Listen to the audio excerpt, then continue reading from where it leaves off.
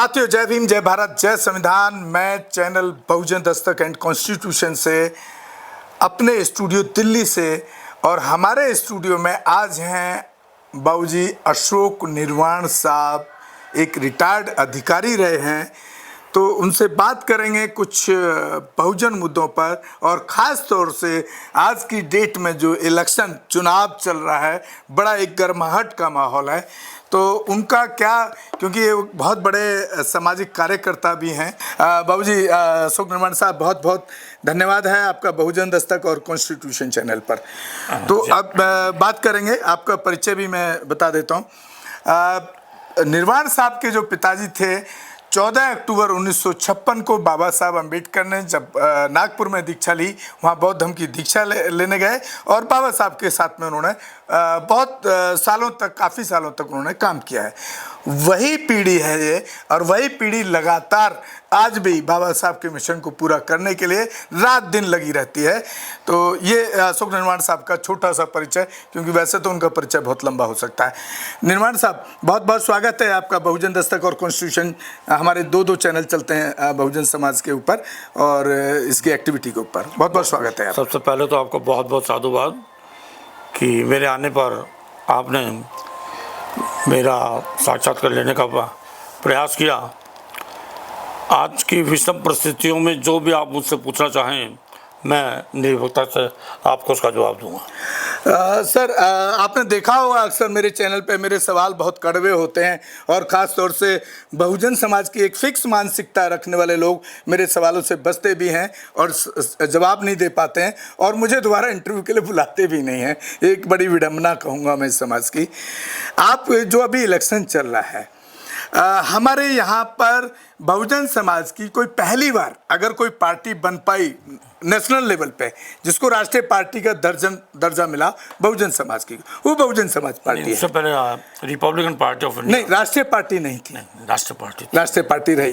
हो सकता है मेरी नॉलेज में नहीं रहा हो, माफ़ी चाहता हूँ। लेकिन ये उस दौर के बाद शायद बहुजन समाज पार्टी पहली पार्टी है जो राष्ट्रीय पार्टी बनी, राइट सर? 67 के बाद जी जी, हाँ, बहुजन समाज पार्टी जो है राष्ट्रीय पार्टी बनी। और उसका पूरा का श्रेय बाबा साहब अम्बेडकर ने जो एक प्लेटफॉर्म तैयार किया, एक शिक्षित वर्ग तैयार किया, उसका श्रेय बाबा साहब अम्बेडकर को जाता है। और उसके साथ साथ मान्यवर काशीराम जी को जाता है कि जिन्होंने जो फूल हमारे बिखरे हुए थे, उन फूलों को एक माला में पिरोने का काम किया। तो वो एक DS4 के से पहले बामसेव जी के बाद जब DS4 बनाया, और DS4 के बाद जब बहुजन समाज पार्टी का किया, तो उस बहुजन समाज का मतलब सिर्फ दलित समाज से नहीं था, वंचित समाज नहीं था, समस्त शोषित समाज, चाहे वह पिछड़ा वर्ग हो, चाहे वह अल्पसंख्यक हो, सबसे उनका आधार था। यही कारण था कि बहन मायावती चार बार मुख्यमंत्री बन पाई।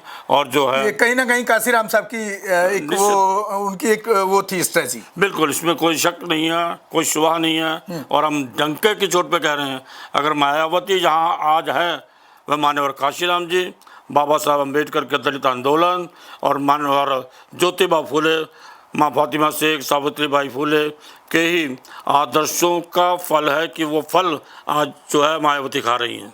बाबूजी, मेरे को एक बार तकलीफ होती है, आज आप भी यूज़ कर रहे हैं उस शब्द को, ये दलित शब्द को यूज़ मायावती भी करती हैं, प्रधानमंत्री भी करता है, जबकि एक MP की कोर्ट, मध्य प्रदेश की एक कोर्ट एक डिसीजन दे चुकी है इसके ऊपर कि दलित शब्द का इस्तेमाल नहीं करना चाहिए। हरिजन शब्द के ऊपर 1989 में बैन लग चुका है। आज भी मेरे पास बहुत सारे, जब मैं SC के अत्याचार पर केस लड़ता हूँ, तो वहाँ के पुलिस अधिकारी तक उसको SC/ST एक्ट को हरिजन एक्ट बोलते हैं। इसमें कब तक बदलाव सोच सकते हैं हम बहुजन समाज की तरफ से? जो शब्द प्रचलित हो जाता है जी, और वह जो है सामने आ जाता है। दलित शब्द एक प्रचलित शब्द हो गया, वंचित समाज अब आ रहा है। मैं एक उदाहरण देना चाहूँगा आपको। जी सर। मेरे शायद हिंदू भाई नाराज हो जाए उससे। हम जो सुबह उठते हैं तो राम राम करते हैं, उस राम राम का ये परिचय नहीं है कि हम श्री राम कर रहे हैं, वो एक नमस्कार रूपी आ जाता है। जिस प्रकार से हम सुबह उठते ही जय भीम करते हैं, हाँ। और लोग जय भीम के बाद नमो बुद्धाय करते हैं। आपको एक और बात बताना चाहूँगा, शायद बहुत कम लोगों ने इसका जो है ध्यान दिया होगा, जब हम जय भीम नमो बुद्धाय करते हैं तो हमारे सामने का जो व्यक्ति है हमें उसका विपरीत वो बोलता है नमो बुद्धाय जय भीम, जैसे सलाम वालेकुम की जगह वालेकुम सलाम होता है। जी।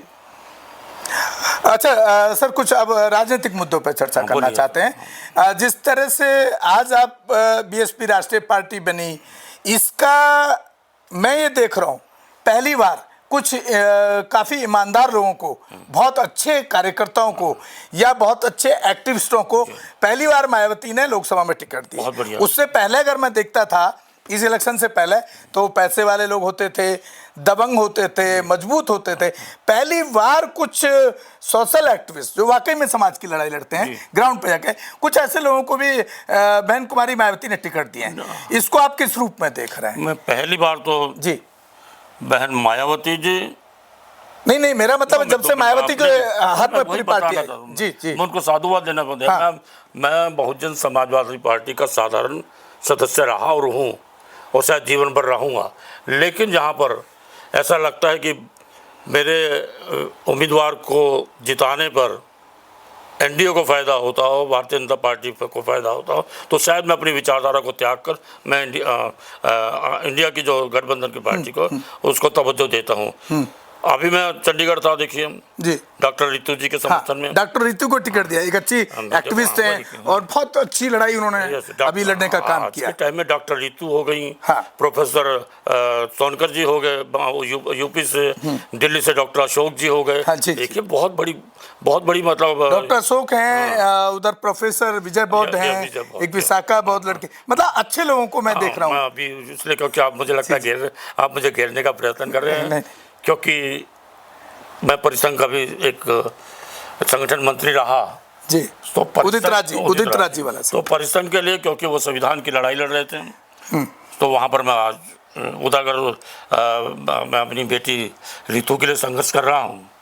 कल उनका नॉमिनेशन फाइल करवाने के बाद मैं जब दिल्ली आया तो डॉक्टर उदित राज के समर्थन में गया रात को।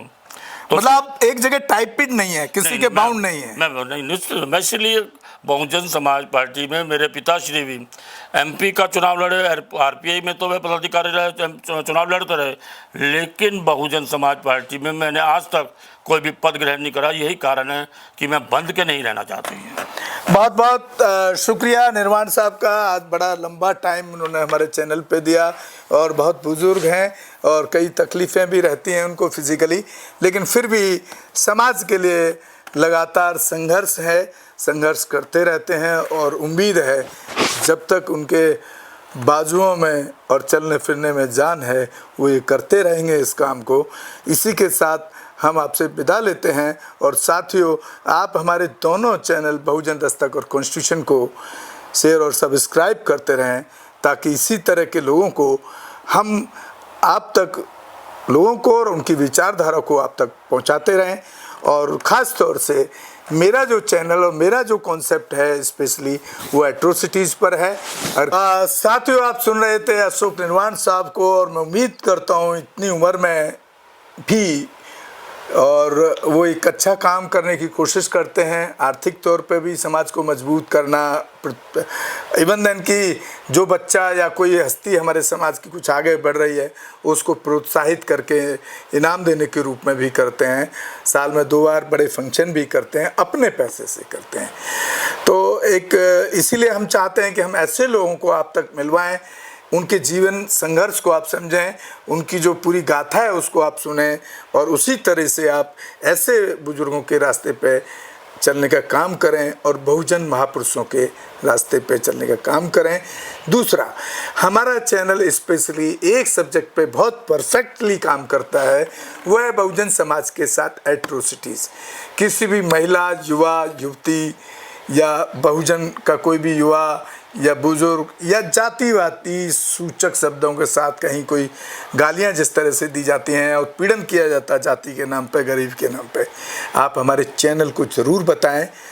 और क्योंकि उसमें न्याय दिलाने में, वहाँ पर पुलिस से एक्शन कराने में, प्रशासनिक अधिकारी से उस केस में एक्शन कराने में एक बहुत बड़ी कामयाबी सिर्फ एक आपको बहुजन समाज का एक चैनल ऐसा है जो इसी पे काम करता है और बड़ी कामयाबी आज तक मिलती रही है।